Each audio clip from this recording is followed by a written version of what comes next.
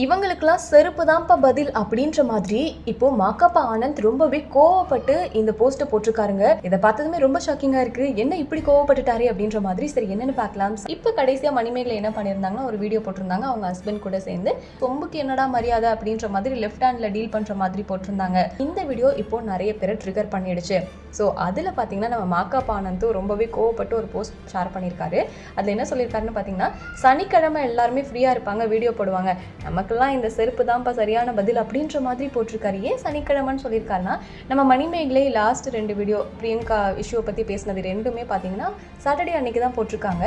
So அதனால் சனிக்கிழமை எல்லாம் ஃப்ரீயாக இருப்பாங்க, வீடியோ போடுவாங்க அப்படின்ற மாதிரியும், இதுக்கெல்லாம் செருப்பு தான் பதில்ன்ற மாதிரி நிறைய செருப்பு ஃபோட்டோலாம் எடுத்து அவரோட பேஜில் ஷேர் பண்ணியிருக்காருங்க.